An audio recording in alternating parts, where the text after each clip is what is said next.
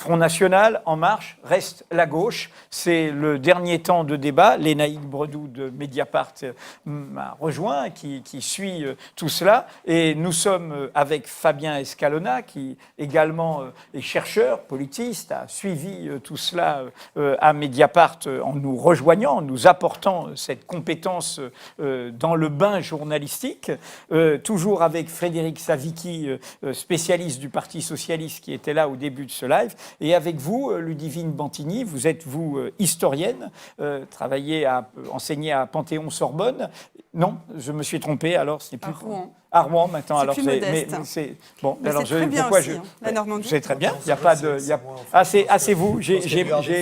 Ma fiche s'est modifiée. Peu importe. Vous êtes tous talentueux et brillants. Et surtout, je dis à tous ceux qui suivent Mediapart, Ludivine fait partie, comme nos amis chercheurs, mais également Ludivine tient son blog de manière très constante dans le club de Mediapart. Alors première question.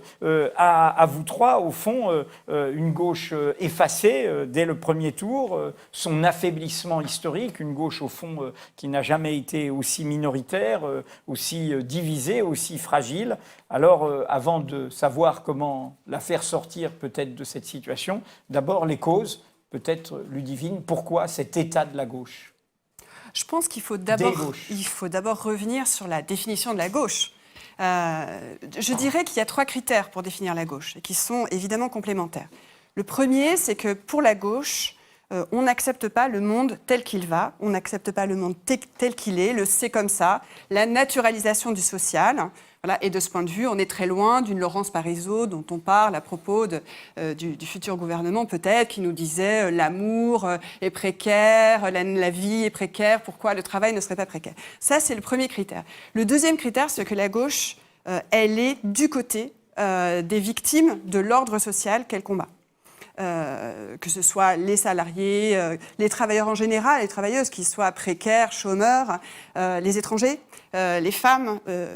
Donc il y a des principes de solidarité et d'égalité. Et de ce point de vue, moi je ne pense pas que les gouvernements au pouvoir depuis en fait les années 80 respectent ces 2 premiers critères.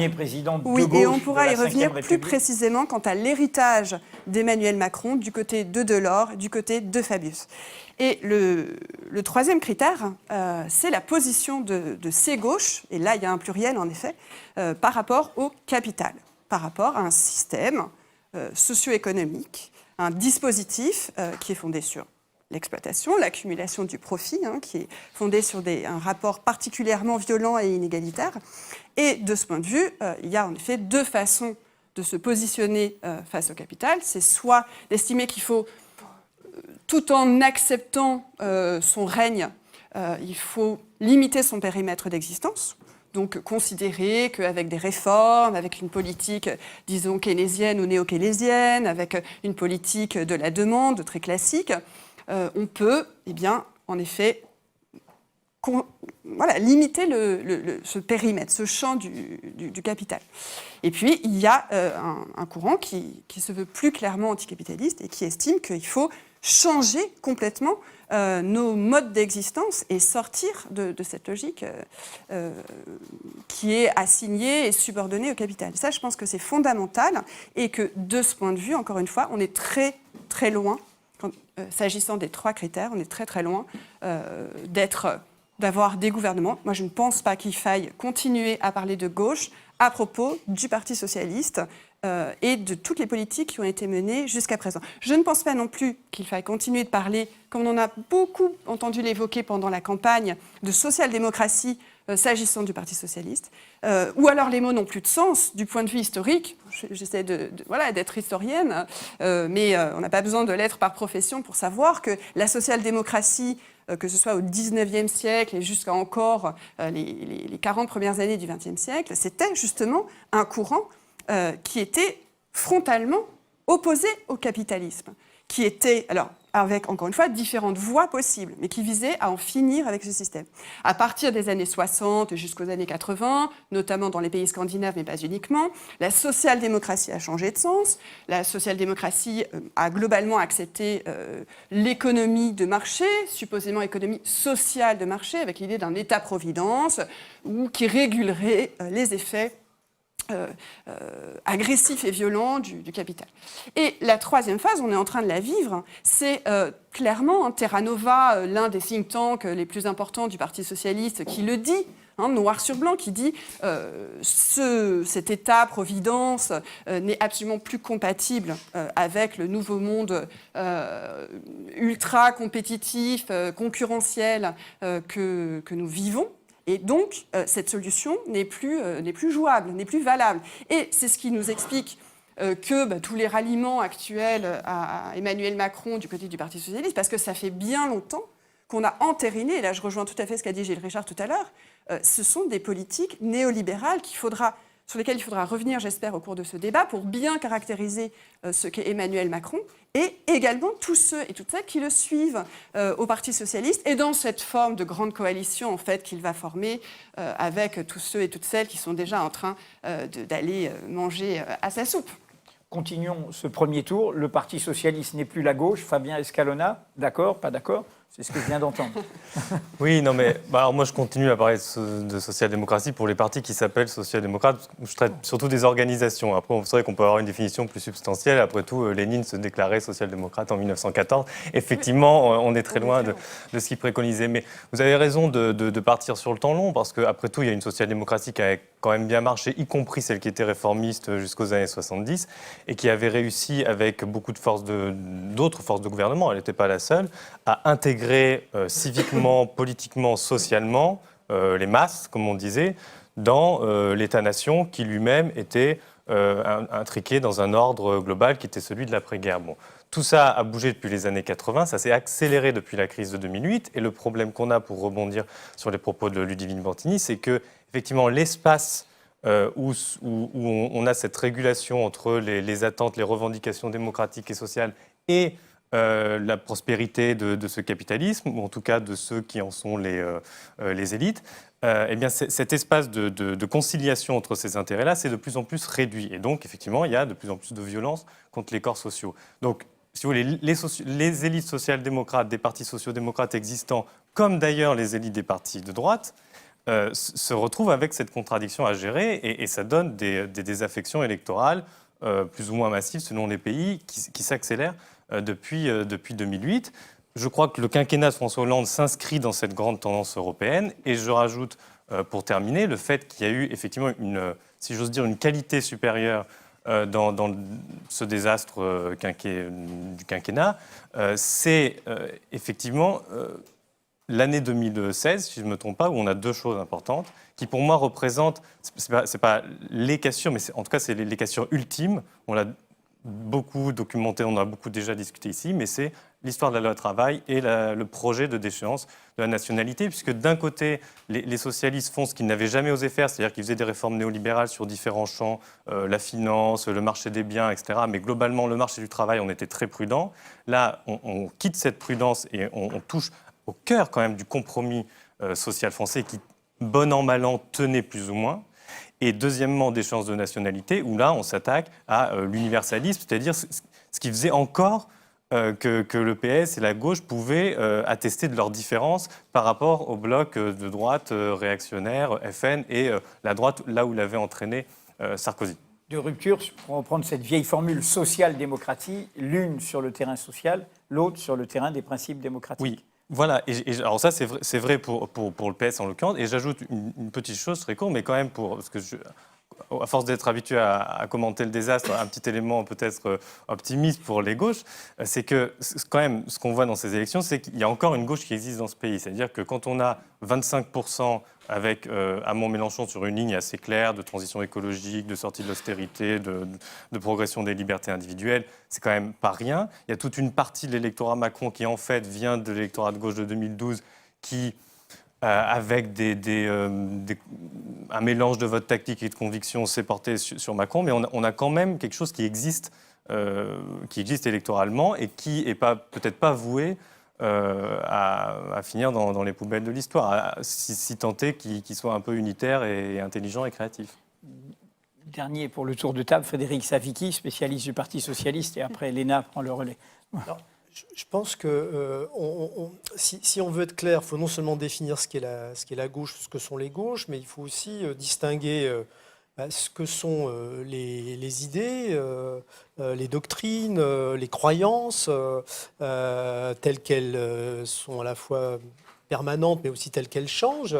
Et la gauche, ça a toujours été un composite, et en particulier pour la gauche française, de croyances d'origine assez différentes. Il y a un courant, on va dire plutôt républicain, de défense des libertés publiques, de la République contre l'Église, contre la monarchie. Il y a un courant, effectivement, qui est lié à la lutte, aux luttes sociales, de défense des travailleurs contre le patronat. Il y a aussi de plus en plus, à partir des années 60, un courant libertaire qui s'est aussi greffé là-dessus, sur lequel d'ailleurs on peut aussi renvoyer à la question environnementale. Et puis il y a probablement également une dimension liée à la position internationale par rapport à l'action du pacifisme, etc. Bon. Donc il y a, et on le voit bien aujourd'hui sur les questions européennes, voilà. Donc c'est très difficile, je pense, de ne réduire la gauche qu'à un seul axe, et de dire voilà, ils sont pas de gauche parce qu'ils mettent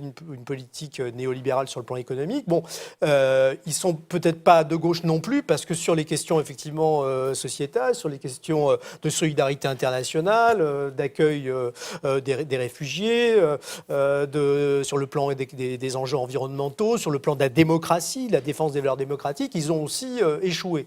Et je pense que un des points qui me fascine le plus, moi, dans ce gouvernement-là, par rapport aux autres, je pense aux deux gouvernements Mitterrand, à Jospin, etc., c'est que, au fond, alors, à part, évidemment, c'est pas une chose anecdotique, la question du mariage pour tous. Au fond, sur tous les compartiments, on a abandonné. C'est-à-dire, on n'a pas cherché à essayer de réorienter l'Europe dans un tour plus protecteur et plus social. Un peu sur la fiscalité, mais curieusement, on ne le revendique pas. Il y a eu des vraies mesures de gauche sur la fiscalité, notamment concernant l'impôt sur le capital qui a été aligné. Bon.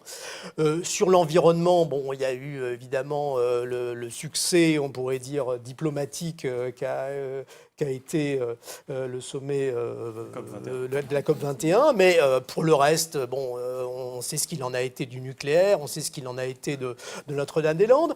Sur la question, effectivement, des discriminations, là, il y a eu plus qu'une timidité, un sentiment, effectivement, de ne pas être à la hauteur des enjeux. Bref, c'est ça qui est assez fascinant, au fond, dans ce quinquennat. Je ne suis pas loin d'être d'accord, au fond, avec le constat que fait Jean-Luc Mélenchon, sans être d'accord avec Jean-Luc Mélenchon politiquement surtout, c'est qu'il y a vraiment quasiment rien pour des électeurs de gauche pour se raccrocher. Je pense que ça, c'est absolument dramatique. C'est que dans le bilan, finalement, du quinquennat, il y a quelques petites choses bien qui ne sont pas revendiquées, et le reste, c'est effectivement une série de renoncements sur beaucoup d'aspects. Que vous discutiez avec des militants de défense des droits de l'homme, effectivement, la question des chances, mais ce n'est pas la seule, hein, sur l'accueil des réfugiés, sur l'état d'urgence, etc. Ils vous disent, mais c'est terrible. Des gens qui, par ailleurs, ne sont pas forcément hostiles à l'idée qu'il faille réformer l'État social. D'autres qui défendent la question d'un impôt plus progressif et plus juste vous disent, mais enfin c'est terrible, je gagne 1500 € par mois et j'ai mon impôt qui a augmenté de temps, et voilà. Donc c'est les gouvernements précédents, qu'ils soient à vos yeux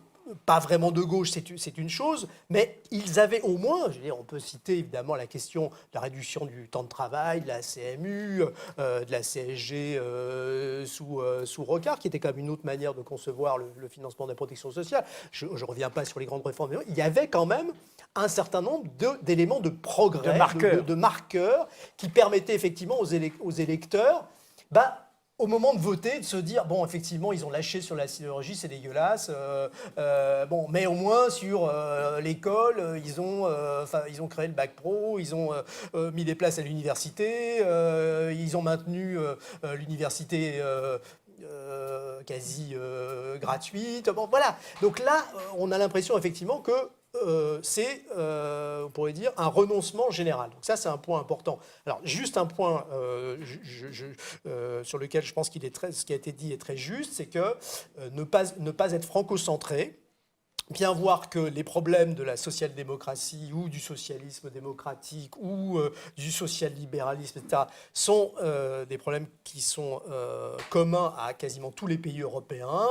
Bon, les Suédois s'en sortent un peu. Bon, aujourd'hui, il y a un peu, on pourrait dire, une lueur du côté du Portugal, mais après être tombé quand même très très bas dans un état de, on pourrait dire, de démantèlement très très important de l'état social portugais. Donc ça va mal partout. Ça veut bien dire effectivement qu'il y a un problème général de définition de ce que doit être effectivement un socialisme ou une social-démocratie du 21e siècle. Et si Macron prospère, si le social-libéralisme prospère, c'est pas parce qu'il est, on pourrait dire, idéologiquement nécessairement très fort, c'est qu'il prospère aussi face à l'absence de contre-projet. Il y a un très bon livre que je conseille qui vient de sortir de Cyril Lemieux et de Bruno Karsanti qui rappelle quand même que le socialisme, c'est des idées qui font système avec le libéralisme et aussi avec le nationalisme réactionnaire. Or, aujourd'hui, on a l'impression effectivement qu'entre le nationalisme réactionnaire version Marine Le Pen et le social-libéralisme version Fillon comme version Macron avec des degrés, il y a rien, il n'y a plus rien. Et même d'une certaine façon, on l'a bien vu quand même, le succès de Mélenchon sur ce populisme de gauche assez ambigu quand même sur pas mal d'aspects, même si il y avait des éléments de programme intéressants, ne contribue pas forcément toujours à bien clarifier les choses. Bon, est-ce que le nouveau clivage sur lequel il faut construire la gauche, c'est le peuple contre les élites ? J'avoue que c'est pas quelque chose qui est très très dans la lignée de la tradition de pensée de gauche. Ça renvoie plutôt à des penseurs comme Pareto, comme Mosca, qui étaient loin d'être des gens de gauche et des démocrates, et dont on sait qu'un certain nombre ont pu finir séduits par le fascisme italien. Enfin bon, on pourra revenir sur le sujet du populisme de gauche, parce que ça fait partie effectivement des éléments de cette campagne qu'a porté Jean-Luc Mélenchon. Mais juste pour revenir sur la question de la définition de la gauche ou de la non-définition, qui est aussi le bilan de ce quinquennat, parce qu'effectivement, voilà, l'absence de marqueurs a dérouté complètement les électeurs de gauche, on l'a vu pendant ces 5 années. Est-ce que finalement, paradoxalement, la victoire d'Emmanuel Macron ce soir ne permet pas une clarification d'une certaine ligne politique et d'une fin d'une hypocrisie de cohabitation, notamment au sein du Parti socialiste, entre des gens qui ne portaient presque plus les mêmes valeurs ou les mêmes idées, en tout cas plus les mêmes projets. On l'a vu dans la fronde parlementaire. Et est-ce que ça ne peut pas être l'occasion de justement redéfinir une gauche, alors avec des sensibilités différentes, mais qui se revendique d'une gauche et dont l'appellation gauche ne fasse plus débat? Divine Bantigny. Oui, alors sans doute, on peut l'espérer, mais pour clarifier, déjà, pardon d'insister sur les termes, mais pour moi, ce n'est pas une question juste de mots, mais c'est une question vraiment politique de fond. C'est qu'il faut déjà se débarrasser du terme social-libéral. Pour moi, c'est vraiment quelque chose qui ne veut rien dire. Je voudrais vraiment, mais c'est une question très sincère et ouverte, qu'on me dise ce qu'il y a eu de social et ce qu'il y a eu de social dans la politique menée depuis 2012 et ce qu'il y a de social dans le programme d'Emmanuel Macron. Emmanuel Macron, qui vient à Mediapart, comme vendredi, en faisant des clins d'œil à Edoui, et qui... Des clins d'œil Oui, il a fait un clin d'œil, mais vous ne l'avez peut-être pas vu. Mais en tout cas, pas de clin d'œil programmatique avec Mediapart, mais si je peux me permettre. Non, mais c'est très intéressant, parce qu'il vient à Mediapart pour... essayer évidemment de s'adresser aux lectrices et aux lecteurs de Mediapart. Parce qu'il répond à notre invitation. Tout à fait. Jean-Luc Mélenchon, je le précise quand même, Ludivine, je veux bien, mais nous l'avons invité comme nous aurions invité tout adversaire de Marine Le Pen. Bien sûr. Donc il est venu à notre invitation. Je n'ai aucun doute. Il ne s'est pas invité à Mediapart. Pas du tout. Mais bien sûr, ça l'arrangeait évidemment de tendre cette main aux lectrices et aux lecteurs de Mediapart. Répondre à nos questions. Qui sont extrêmement opposés, en fait, globalement. Il suffit de lire tous les commentaires sur les blogs et les articles. Et c'est intéressant parce que Emmanuel Macron, quand il vient ici, il ne tient pas du tout le même discours que quand il parle. En anglais, d'ailleurs, c'est intéressant, quand il change de langue, qu'il va à la BBC pour nous dire que, évidemment, que son programme, qu'il dit nouveau, alors qu'en fait, justement, encore une fois, il faut revenir sur ses origines qui s'ancrent vraiment dans les années 80. À savoir, on va précariser, on va flexibiliser le travail, on va davantage encore financiariser les marchés, on va accentuer encore la concurrence, ce qui est vraiment de la violence. J'y insiste parce que quand on parle de modérer, on a vraiment un problème de vocabulaire pour traduire la situation. Parce que moi, j'aimerais beaucoup qu'on évoque, par exemple, des noms de celles et ceux qui ont été les victimes vraiment directes de cette politique de violence sociale. Je pense, ce sont des noms à la fois de personnes qui ont donné leur vie à ces politiques, mais ce sont aussi des noms métaphores, en quelque sorte, des noms symboles de cette violence. Je pense par exemple à Jamal, qui est cet homme incroyable qui aimait la vie et qui s'est immolé par le feu devant un pôle emploi près de Nantes, à Nantes. Je pense évidemment à Adama Traoré, je pense évidemment à Rémi Fraisse. Et Emmanuel Macron, que je sache, n'a pas eu un mot pour condamner la mort de Rémi Fraisse. Et j'aurais aimé qu'on soit des centaines de milliers dans la rue pour protester contre la mort d'Adama Traoré ou celle de Rémi Fraisse. Et je pense aussi à quelqu'un qui s'appelle Édouard et qui est allé se suicider sur son lieu de travail, un syndicaliste de Sudrail qui allait se suicider, gare Saint-Lazare, il y a quelque temps. Et donc, voilà, il y a de la violence, parce que le problème, en effet, de la clarification, moi, je trouve que pendant cette campagne, et notamment d'entre-deux tours, la clarification n'a pas du tout été faite. C'est-à-dire qu'on ne parlait plus du tout de la responsabilité du gouvernement en place et d'Emmanuel Macron, qui non seulement y a participé, non seulement il a élaboré un grand nombre des réformes, à la fois comme conseiller à l'Élysée et ensuite évidemment comme ministre. Et son programme, on le sait, est-il besoin d'aller encore dans le détail? On peut le faire, mais sera encore plus violent. Eh bien, on ne nous en parlait plus. C'est-à-dire qu'il y avait une injonction à voter Macron, mais voilà, pour faire barrage au Front National, sans qu'on ne nous dise le moins du monde à quel point la mécanique était bien enclenchée, qui fait que quand même, sans qu'il y ait, sans que ce soit mathématique, mais que si on ne combat pas ces contre-réformes, parce qu'il faut arrêter avec le mot réforme, par ailleurs, voilà, ce n'est plus du réformisme. Le réformisme, c'est viser à des progrès sociaux, à des acquis, à davantage, justement, de bien-être social, collectif, et dès lors individuel.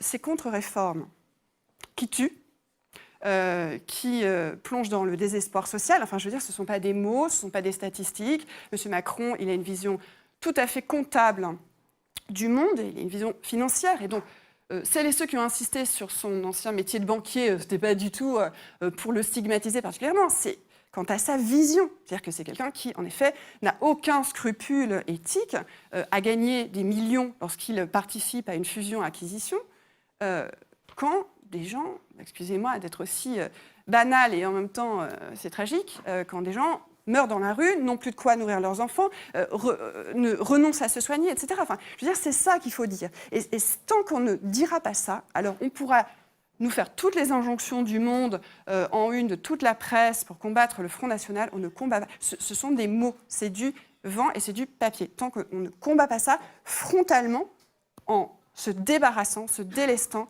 de tout ce vocabulaire qui... Macron, il est très fort. Enfin, moi, il m'a fait penser, quand je l'ai écouté ici, peut-être sur ce fauteuil, vendredi, il me fait penser à K, le serpent, hein, et confiance, voilà. C'est dans le livre de la jungle. Oui, et confiance. Hein, je pense que tout le monde reconnaîtra la scène. Il est très fort. En plus, il a été choisi, ce n'est pas par hasard, hein, il a des conseillers en communication.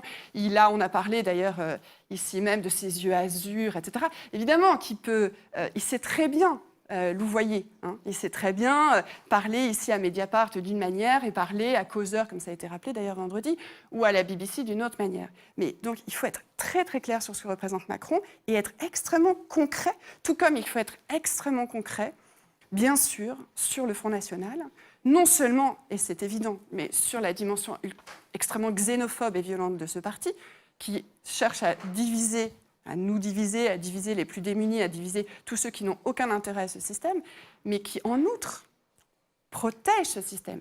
C'est-à-dire que c'est un parti qui est un parti du capital. Ils le disent d'ailleurs, les économistes, Bernard Monod, les économistes officiels du Front National le disent. Ils disent « nous sommes libéraux, en interne nous sommes libéraux. Du point de vue de la France, nous défendons le marché, nous défendons les profits. » Et c'est pour ça qu'il n'y a rien évidemment sur l'augmentation du SMIC, il n'y a absolument rien sur l'interdiction des licenciements. Donc il faut aussi démontrer très pratiquement que le Front National n'est pas un parti social, n'est pas un parti ouvrier, n'est pas un parti qui viserait à protéger les plus démunis contre la domination patronale, notamment, mais qui est un parti qui a choisi d'être le parti de la France contre le parti de l'étranger, c'est-à-dire un parti qui choisit la préférence nationale et donc la xénophobie d'État.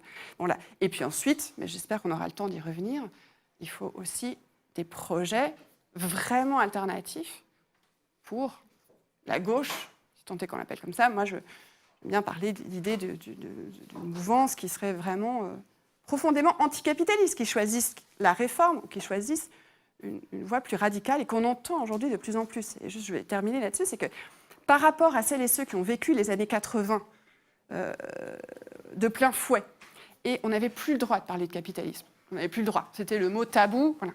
C'était le totem par rapport à ce mot tabou. Hein, c'était le profit, la concurrence, etc. C'était les années tapis, les années fric.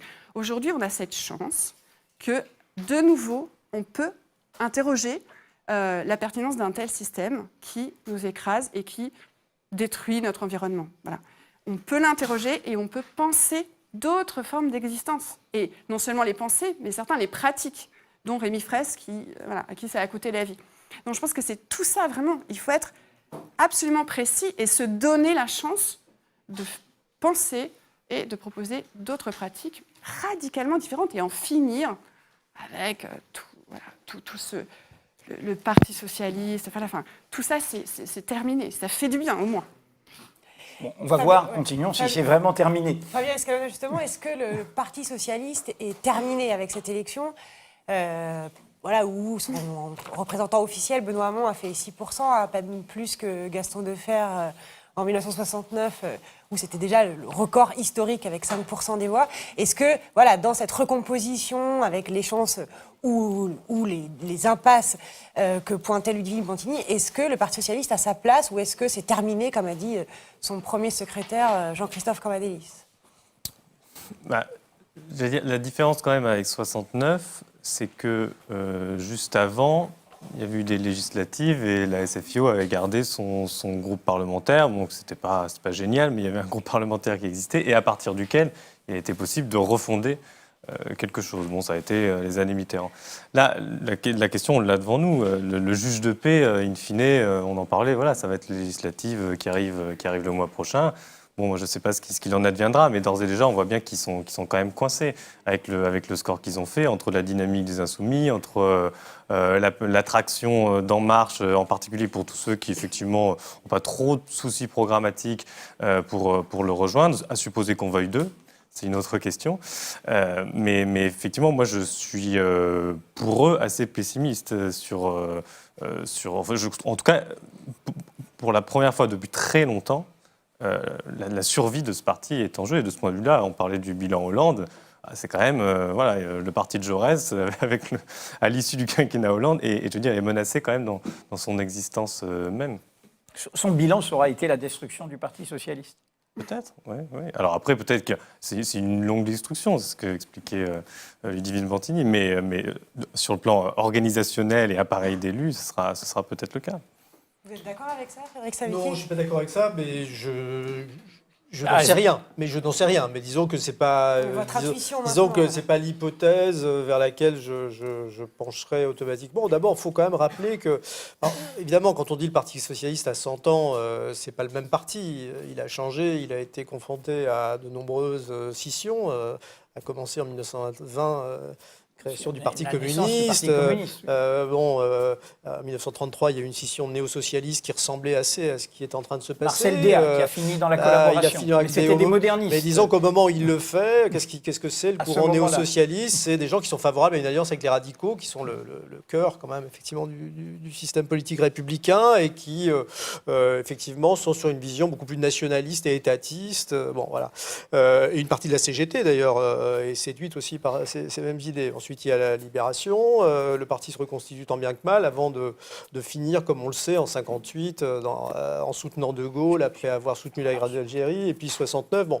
Donc c'est un parti qui a toujours eu beaucoup de difficultés, puis qui pendant très longtemps était en position minoritaire par rapport au Parti communiste. Si on met de l'histoire longue, on peut se dire que finalement le Parti socialiste dominant à gauche, c'est relativement court dans l'histoire. C'est à partir de 76, 77, jusque peut-être 2012 et encore, quoi. Bon, voilà, ça sera, c'est pas mal, mais enfin bon, voilà. Donc on a effectivement, de ce point de vue-là, dire qu'il y a une fin de cycle d'Épinay, c'est vrai. C'est-à-dire que le Parti socialiste aujourd'hui n'est plus en situation de dominer la gauche.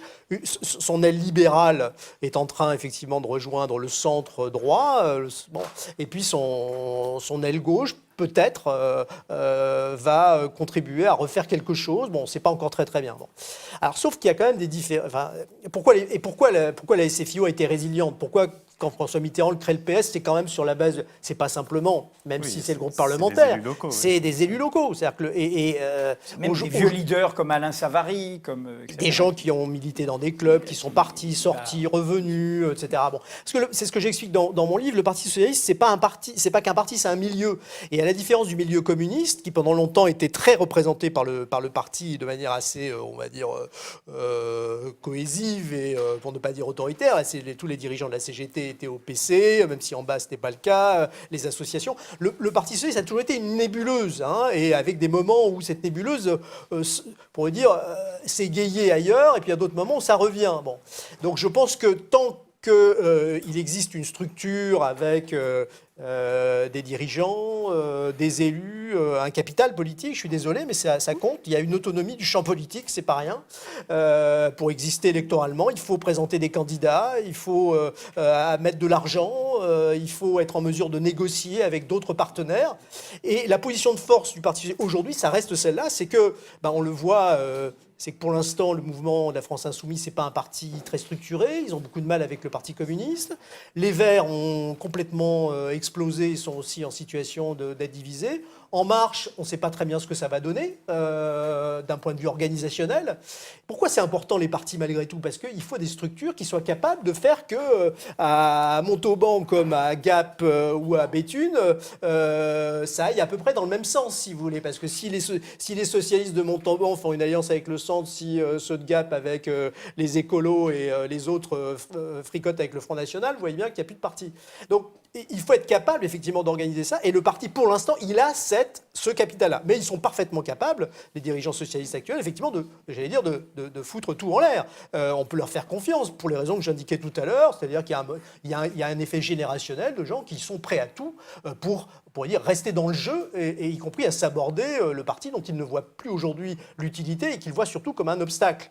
Donc, mais je pense que sur le long terme, l'idéal que porte le milieu socialiste, qui sont, je le dis, pas simplement des idéaux, pour dire, socio-économiques, mais qui sont aussi des valeurs de défense de liberté, de projet européen, d'une certaine conception, effectivement, de la défense de pratiques démocratiques, peut très bien faire que...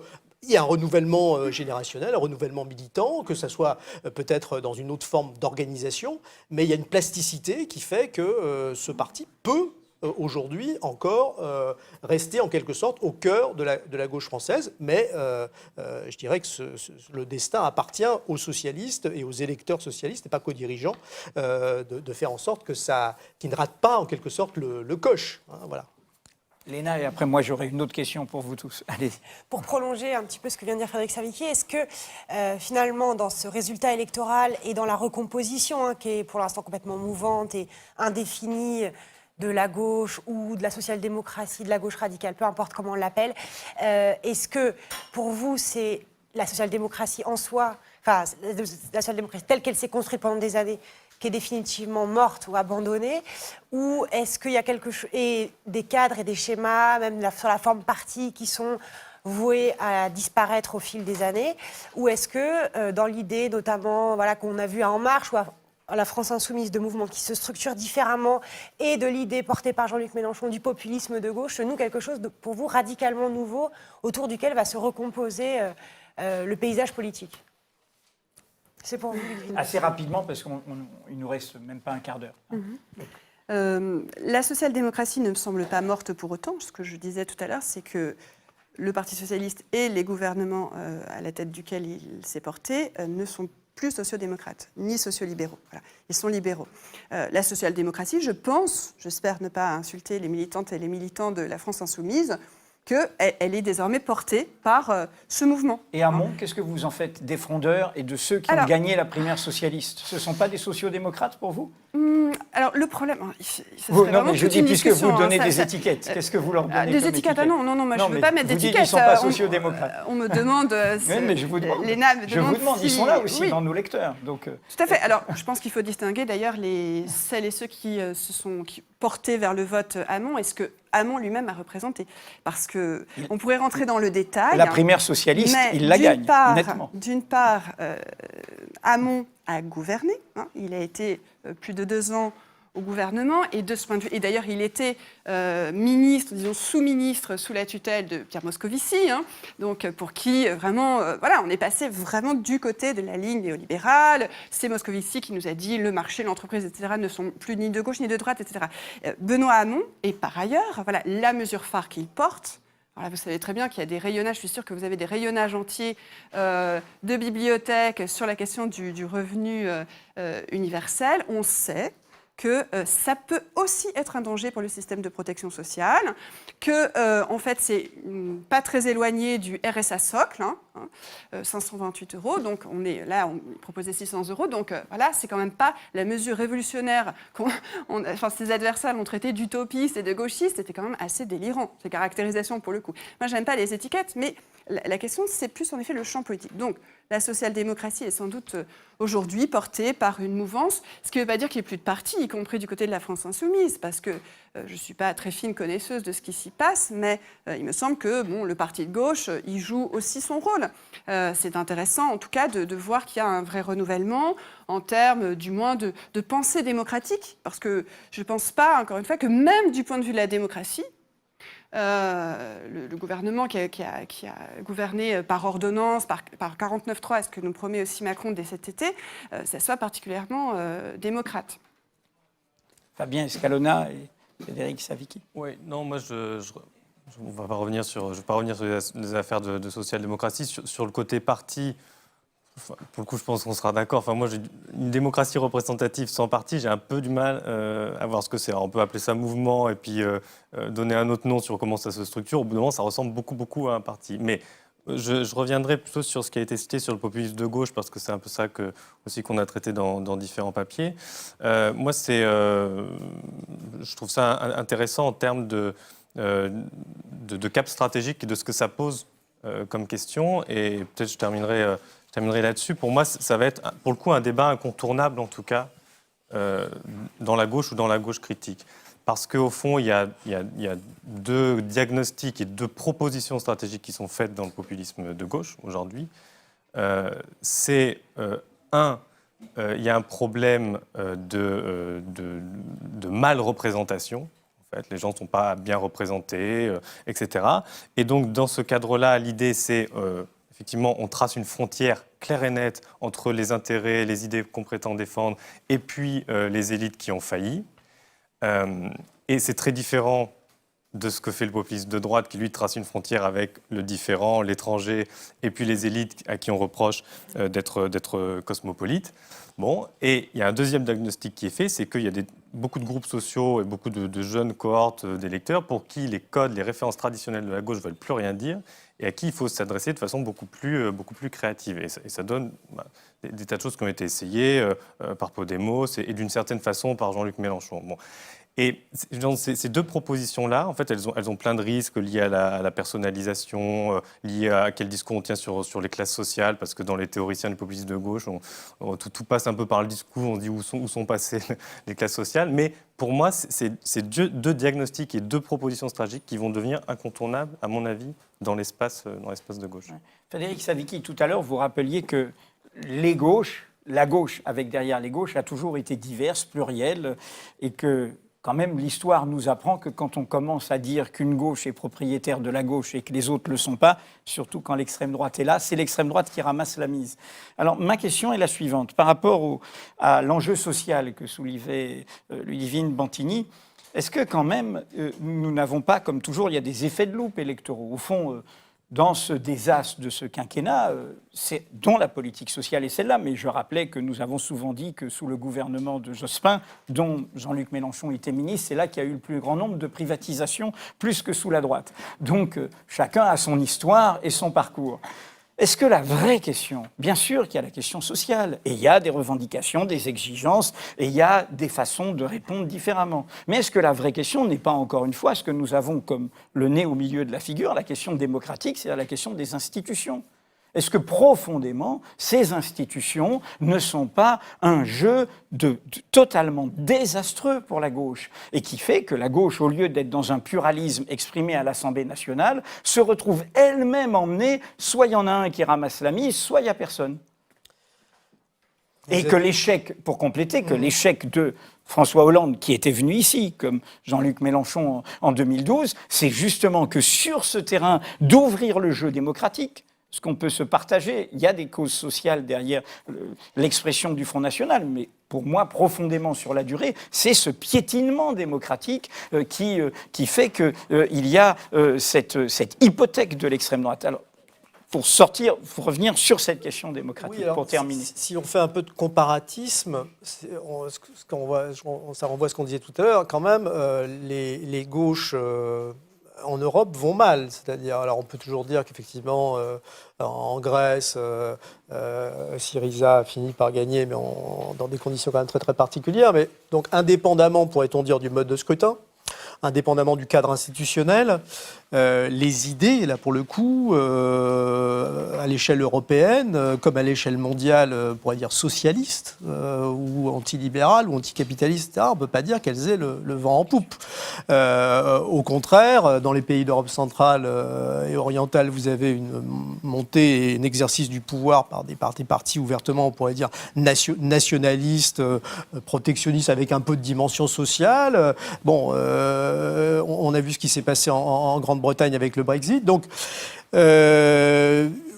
ça veut pas dire qu'il ne faut pas toucher au cadre institutionnel et que le cadre institutionnel, par sa présidentialisation. On voit bien, là, vous avez un président qui, en fait, a obtenu 23% des suffrages exprimés au premier tour. Si vous défalquez les 22% d'abstention, et puis si vous prenez compte du fait que beaucoup de gens ont voté pour lui parce qu'ils avaient peur, à cause du mode de scrutin, que Marine Le Pen ou François Fillon soient au deuxième tour, on a un socle très, très, très, très bas qui se retrouve dans les enquêtes. Donc, c'est mal fichu. Alors, qu'est-ce qu'il faut faire par rapport à ça ? C'est très compliqué de dire aux Français...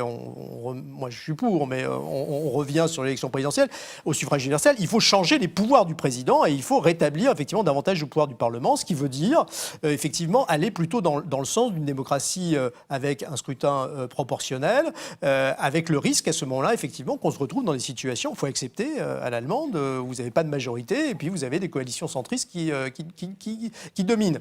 L'autre problème français, c'est le problème syndical. C'est le problème dans beaucoup de pays, les grandes réformes, on parle de la réforme des retraites dans le programme de Macron, il y a une très grande réforme des retraites que Fabien connaît en Suède.